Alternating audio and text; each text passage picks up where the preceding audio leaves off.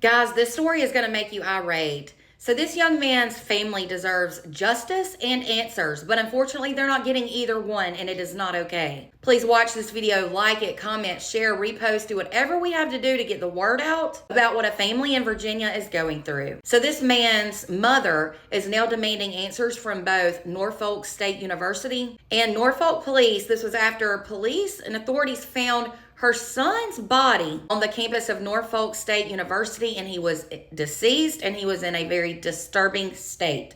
I had the pleasure of speaking to his sweet mom, Ebony, today, and she gave me several details. So in late April, authorities discovered an unresponsive person in a car. 25-year-old Trevon Gray right here was indeed found deceased in the trunk of his SUV, and a death investigation was then started. His mother, Ebony, was told that his body was not viewable and that all she could do was put him in a casket for a funeral. He did end up being cremated, though. So according to Ebony, his mom, the Norfolk Medical Examiner's Office has labeled his death as undetermined. But she hasn't been given any answers, and authorities are even trying to say that foul play was not involved, which is strange. His mom has questions. She said that everything that has happened is strange, and the lack of work and answers from authorities, that's absolutely appalling. So according to reports, the last time anybody heard from Trevon was on April 23rd of this year. It was a whole week later when his body would finally be discovered. Here's the thing. As I said, his body was found on the campus of Norfolk State University,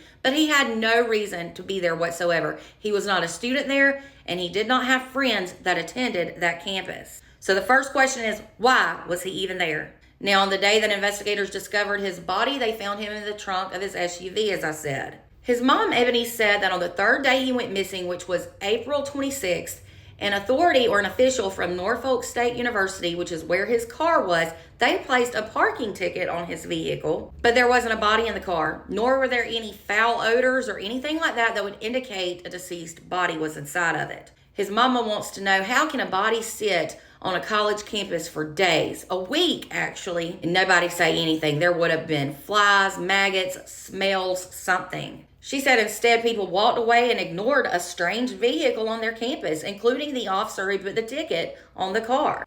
Didn't that parking spot he was in belong to a student or somebody there? So on April 30th at 2:19 p.m., a detective called Ebony and told her that her son was found deceased in a vehicle. She said, of course, she was hysterical. She couldn't talk, so her daughter grabbed the phone and got the detective's contact info. When she was able to call the detective back, he told her that Trevon had been found on the campus of Norfolk State University near the Spartan Suite dorms. Now, he immediately claimed that no foul play was detected, but the cause and manner of death was then and still is undetermined.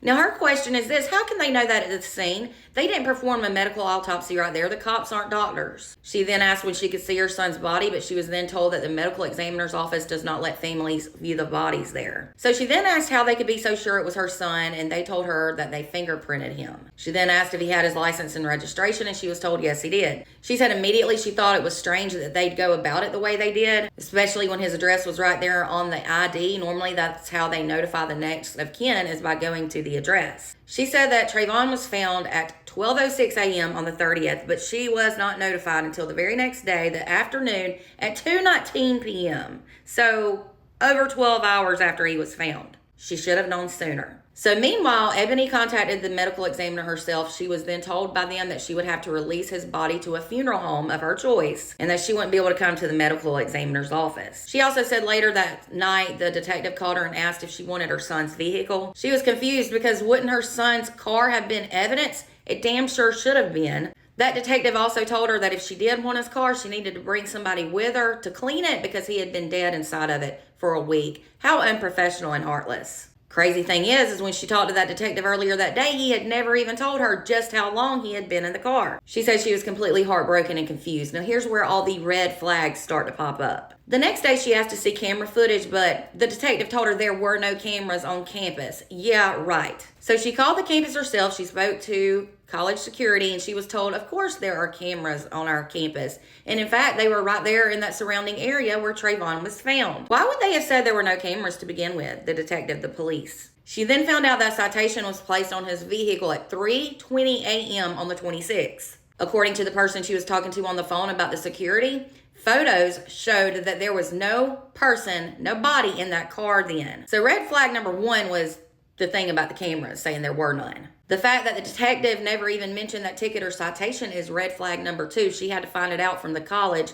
security people. So she said on May 3rd, the funeral home picked up her son's body and the detective was highly against her seeing him because of the condition he was in. He just wasn't viewable. She did ask for a picture of a tattoo on him. She was sent that. But that was the only thing she had to go on. Her sister actually volunteered to see Trevon's body for her because she didn't want Ebony to have that thought, that image in her head for the rest of her life. Her sister ended up going even though the funeral home suggested she didn't. She had to sign a waiver and then she was able to see him and, well, it was bad. I'm not going to tell you all the details Ebony told me, but I'm going to tell you it's bad. I'll tell you this, the only thing visible on his face were his teeth. Another thing that's really, really bothering Ebony is this. Investigators have ruled out foul play. How and why?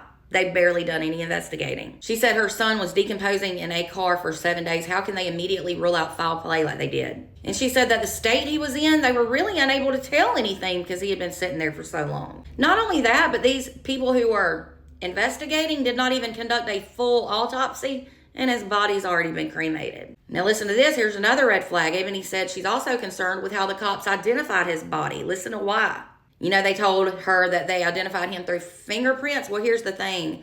When the family went to view the body, or her sister, there was barely anything there left on his fingers because he was so badly decomposed. So how did they get fingerprints? There was no skin there. It was simply bone. Ebony said he had no flesh from the knuckles down. She said this whole thing doesn't make sense to her and she feels like she's out here trying to do her own investigation, and bless her heart, that's not fair. Now, according to Norfolk Police, Trevon's death investigation is still open and ongoing. It's an undetermined death investigation.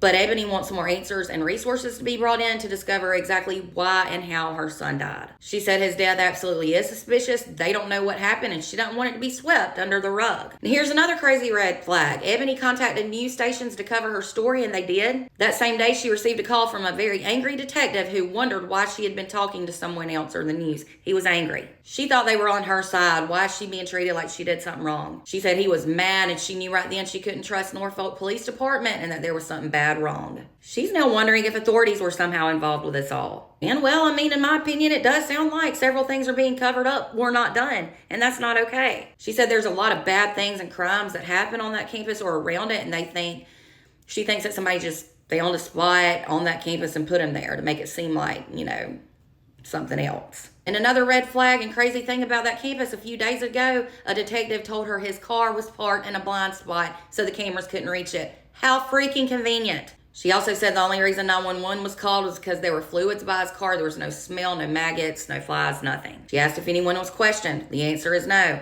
She asked if they could look into his cell phone. There's a password. The family was told they didn't have the resources to do that. Bull crap. She feels like they're doing the bare minimum and covering it up. She said her son was no way suicidal. They didn't perform a full autopsy. They're just telling her it was probably an overdose. This beautiful mother deserves justice, and these cops need to get off their asses because, well, this isn't it. Please share and repost this video. My thoughts and prayers are with all of his loved ones, and I pray they get answers soon.